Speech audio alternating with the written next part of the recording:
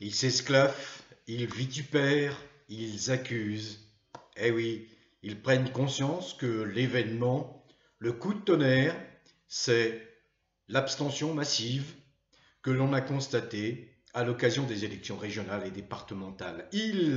Les politiciens, voyons, les politiciens pris de cécité, qui ne veulent pas voir dans cet événement un acte politique majeur, qui sont dans le déni complet. Pourtant, c'est un acte politique majeur que cette abstention massive. C'est une intention délibérée, manifestée par les Français, 70% de Français. Alors cette abstention massive révèle l'impuissance des partis politiques et de ses représentants. Leur impuissance a suscité l'intérêt. Ah, il ne suffit pas de coller des affiches qui ne seront vues que pratiquement par personne pour immédiatement réveiller l'intérêt des Français, les inciter à se précipiter dans les bureaux de vote. Loin s'en faut. Vous savez, ils ratent un penalty et immédiatement font porter la responsabilité au vent, au ballon, à la pelouse, à Dieu sait qui, sans jamais se remettre en cause. Décidément, ce monde des politiciens ne laisse pas de me surprendre, de me déconcerter. En fait, il me plonge dans un abîme de perplexité, et ce n'est pas nouveau. Mais bon, après tout, n'est-il pas ce monde des politiciens un peu le reflet de la société française actuelle? Tout parti confondu, ils sont incapables de mobiliser plus de 30% des Français. Vous imaginez? Et aujourd'hui, ils en rejettent la faute sur nous, sur les gens.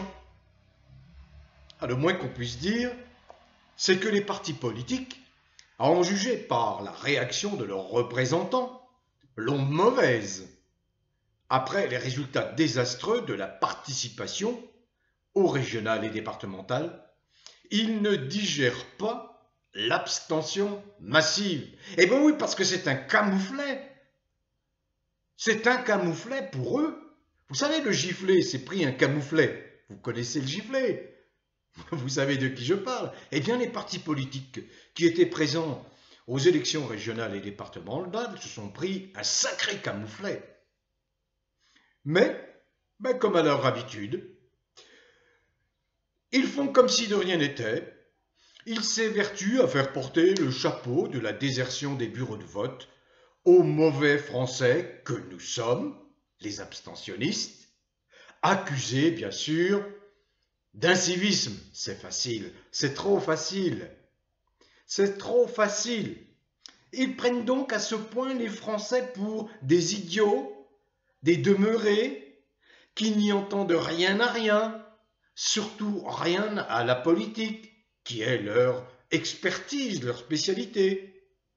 Nous serions des gens qui ne comprendraient pas l'enjeu majeur de l'implication par le vote. Ah bon, c'est vrai que nous sommes des êtres inintelligents. Bla bla bla bla bla bla, tout ça. Sauf que les boniments, les reniements, le cocufiage à répétition, les trahisons, les mensonges depuis des décennies ont laissé des traces dans la perception collective de ce monde politicien dévoyé qui ne répond absolument plus aux attentes, aux aspirations des Français.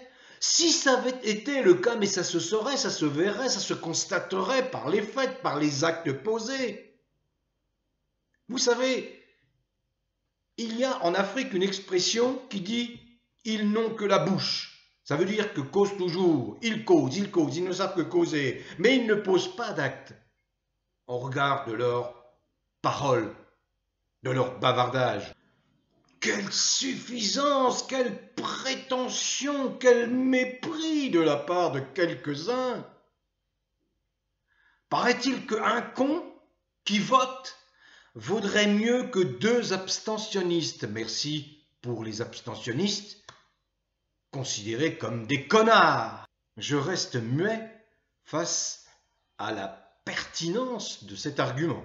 On assiste à un déferlement, un dégoulinement d'arguments spécieux, c'est-à-dire malhonnêtes, de toutes parts, pour culpabiliser les renégats abstentionnistes que nous sommes. Mais nous sommes une majorité de Français, donc notre expression silencieuse pèse aujourd'hui de tout son poids. Comment ne pas alerter quand même les conscients au sein de la politique, mais ils sont une poignée, une minorité de conscients. En vérité, les politiciens n'inspirent plus confiance. Ils n'inspirent plus confiance.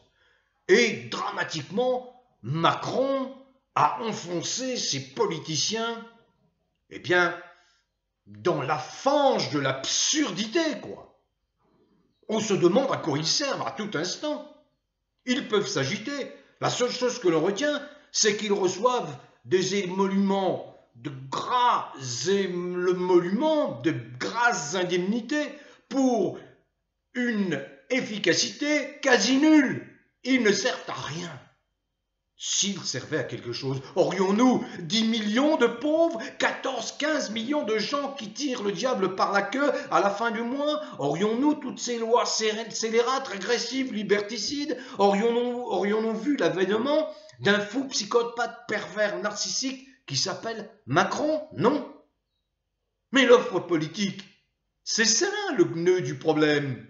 L'offre politique ne correspond pas aux attentes, ou quand elle correspond aux attentes, elle est si mal présentée, si mal vendue, elle se heurte à tant d'obstacles qui n'ont pas été éliminés, qu'elle ne produit aucun intérêt, cette offre politique. Les scandales liés au comportement délictueux, voire criminel de certains élus, laissent des traces dans la conscience collective des Français. Enfin, j'insiste là-dessus. Ce qui est le plus marquant pour les vrais Français, c'est ce sentiment récurrent d'être cocufié en permanence. Cocufié!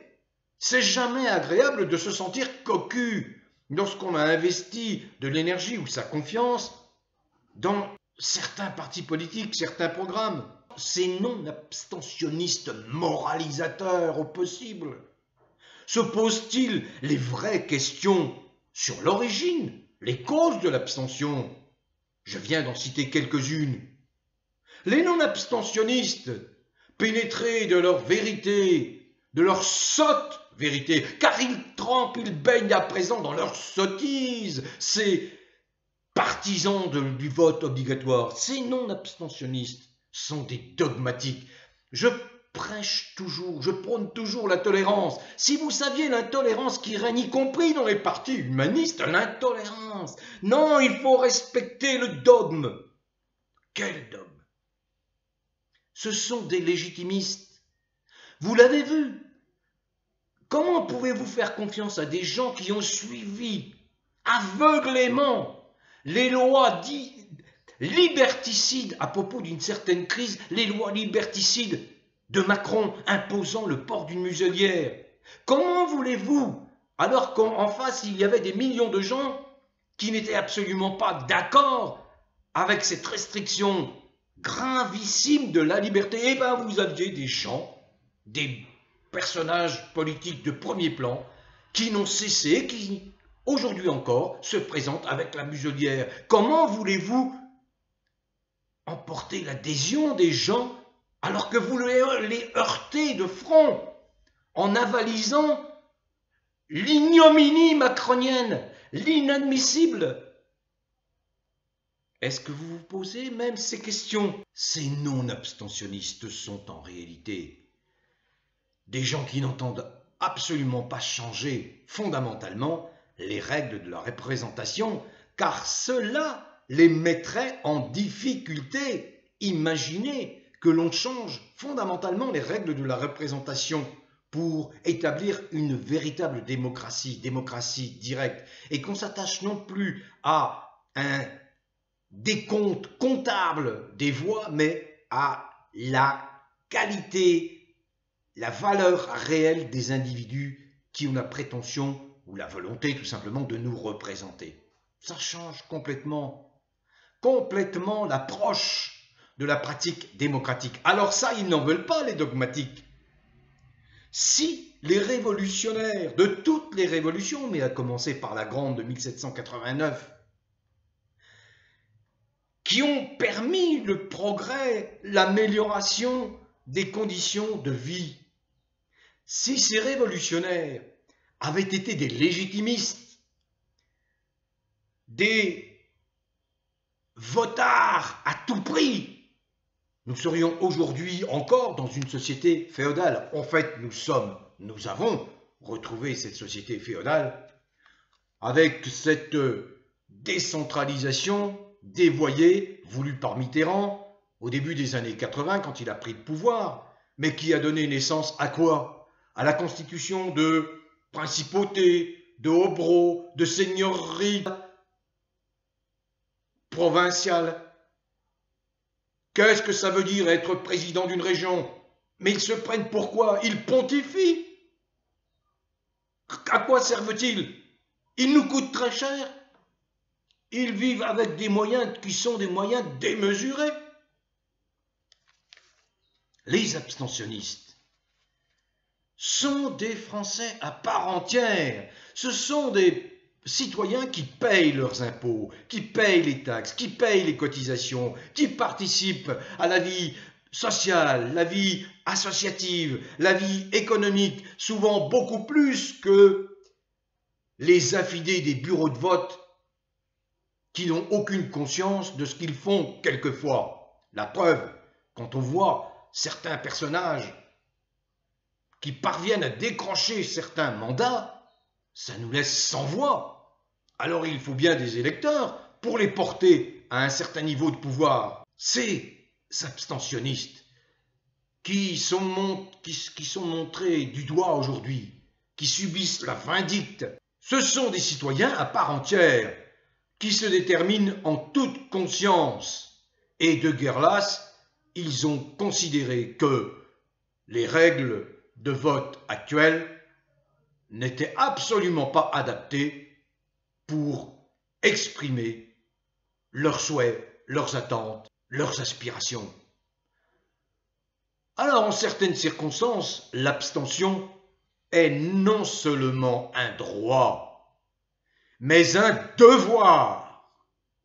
Ces élections intermédiaires, je ne parle surtout pas des élections municipales qui pour moi sont sacrées, mais les élections sénatoriales, régionales et départementales, ça ne sert rigoureusement à rien, c'est un leurre pour notre démocratie. Alors attaquez, continuez, vilipendez les abstentionnistes, ne vous gênez pas, mais c'est exclure la majorité des Français du jeu de la démocratie. C'est vous comporter comme des ségrégationnistes. Vous savez vous comporter comme Macron, que vous admirez tant, vous, tous les politiciens, de droite comme de gauche, y compris les humanistes qui admirent Macron. Les humanistes, il y a une quantité d'humanistes qui admirent Macron. Mais vous êtes des ségrégationnistes comme Macron, à vouloir mettre à l'index les abstentionnistes. Or, je vous rappelle, dans mon propos d'aujourd'hui, que nous représentons 70% des Français, 70% des Français, que notre voix porte, que nous avons commis là un acte politique majeur. Ah, ça vous gêne? Ça vous dérange? Bien sûr, ça bouscule vos petites habitudes confortables de petits militants dans votre coin. Eh oui, parce que vous êtes incapable de vous mettre en danger, de vous mettre dans une situation où vous êtes contraint de réviser votre appréhension, votre perception de la vie citoyenne, de la vie en société. Non, ce n'est pas en abaissant la valeur des gens qui s'abstiennent et qui n'ont trouvé que ce moyen de s'exprimer que vous gagnerez une quelconque partie? Allez-vous contraindre, comme Macron l'a fait en obligeant les gens à porter une muselière? Allez-vous contraindre, vous, les partisans du vote obligatoire? Allez-vous contraindre les gens à entrer dans une boutique qui ne leur convient pas? Et pire encore, allez-vous nous contraindre à acheter des vêtements qui ne nous plaisent absolument pas, sous peine d'être verbalisés, sous peine d'une amende de 100, 200 euros parce que nous n'aurons pas poussé la porte de cette boutique infâme qui ne nous convient absolument pas? Allez-vous faire comme Macron? Les contempteurs, vous les contempteurs, les donneurs et donneuses de leçons, ah, vous êtes toujours prompts à vouloir faire croire que vous détenez la bonne parole, la bonne vérité, mais vous vous trompez. Aujourd'hui, vous êtes largement mis en minorité. Vous avez 70% des Français qui vous renvoient dans vos cordes. Vous, tous les partis politiques. En réalité, les partis politiques et leurs militants, leurs sympathisants s'émeuvent, d'une part parce qu'ils prennent néanmoins conscience de leur perte de crédibilité. Ils n'ont pas réussi à mobiliser, tout simplement. Nombre de militants sont pénétrés de leur certitude, pour ne pas dire de leur importance, et considèrent avec une distance condescendante, voire avec beaucoup de mépris, les électeurs lambda que nous sommes. Voilà le ressenti des Français, messieurs les dirigeants des partis politiques, messieurs les militants, messieurs et mesdames les sympathisants des partis politiques, tous partis confondus. Les partis politiques et leurs représentants s'agacent aujourd'hui de la lucidité grandissante des gens grâce à l'information qui circule en temps réel. Merci Internet. Ces gens qui pointent du doigt l'inutilité de la plupart des élus, notamment les sénateurs, les conseillers régionaux et départementaux, ces gens-là agacent de plus en plus parce qu'ils remettent en cause le système pyramidal, la concentration des pouvoirs. Ils se font des illusions en pensant que le vote obligatoire changera la donne. Ce n'est pas la contrainte, ce n'a jamais été la contrainte qui a fait s'incliner et qui fera s'incliner les gens dans une direction ou dans une autre. Jamais. Si c'est le cas, alors nous entrons en dictature. Messieurs et mesdames les bien-pensants de tous les partis bobos, voulez-vous cette dictature de l'obligation du vote? Non. Il faut convaincre. Il faut faire de la pédagogie. Il faut s'arranger pour effectivement être à la portée de tous, ce qui n'est pas le cas, car beaucoup se prennent pour des êtres supérieurs, y compris dans ces partis humanistes boboïstes, qui ont lâchement fait passer la PMA, qui est une attaque contre le droit des enfants. C'est scandaleux. Scandaleux. J'y reviendrai à la PMA, la GPA, ces lois contre nature que Macron a réussi à imposer avec la complicité de nombre de gens qui appartiennent à ces partis humanistes. Honteux, scandaleux, à vomir. C'est un autre propos, un autre sujet, j'y reviendrai. J'en termine. Le seul résultat d'une obligation sera, une fois encore, la sanction du non-respect d'une obligation. Mesdames et messieurs les politiciennes et politiciens bien pensants, avez-vous déjà prévu le montant de l'amende pour les contrevenants que nous sommes?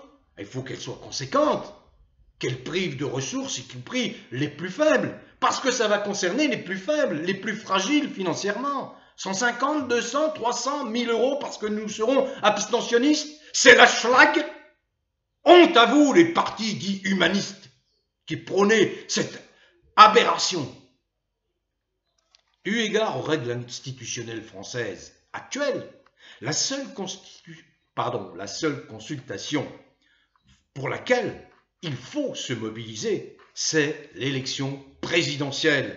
C'est d'autant plus urgent, c'est d'autant plus vrai cette fois, car il s'agit de virer sans ménagement un fou, psychopathe, pervers, déviant, qui fait souffrir la France depuis 4 ans. L'abstention est l'ultime façon de se faire entendre. Tant qu'une réforme en profondeur de la désignation et du statut des élus ne sera pas à l'ordre du jour en France, les Français ont tout intérêt à s'abstenir, car leur vote ne pèse plus rien. Et ils en ont parfaitement conscience. L'abstention est une forme d'expression politique. C'est l'ultime façon de se faire entendre avant la violence. Ceux qui tentent de culpabiliser les citoyens usent d'un argument spécieux, fallacieux, faux, malhonnête intellectuellement, en parlant de droit, de vote acquis au prix de ceci ou de cela. C'est un droit illusoire aujourd'hui, détourné de son but, qui s'exerce selon des règles pernicieuses, puisqu'elle laisse dans l'ombre et la solitude 40 à 70% des citoyens selon le type de scrutin. Une question devrait tous nous interpeller. Pourquoi ces politiciens redoutent-ils tous à ce point, quel que soit le parti, l'abstention? Est-on représentatif et légitime quand seulement 20 à 30%, parfois moins, d'électeurs ont voté pour vous et que vous prétendez détenir la majorité? Mais quelle majorité? La majorité d'une ultra-minorité? Ça n'a plus de sens, ça n'a plus de sens. L'abstention, c'est le désintérêt électoral contre la politique. Toute la question est de savoir comment stimuler cet intérêt. Bon vent à tous les vrais Français. Après cette saillie verdienne, j'espère que vous pardonnerez mon ton un peu vif, un peu emporté, mais il est bon de recadrer un certain nombre d'illusionnistes politiciens qui veulent nous faire avaler des couleuvres, nous faire prendre des vessies pour des lanternes. Et là, il faut dire, ça suffit. Alors bon vent à tous les vrais Français, quelles que soient vos origines, quelle que soit la couleur de votre peau, quelles que soient vos croyances religieuses, philosophiques ou spirituelles, quelles que soient vos convictions politiques dès lors que vous êtes un être humain, femme ou homme, tolérant, tolérante, ouvert, ouverte d'esprit.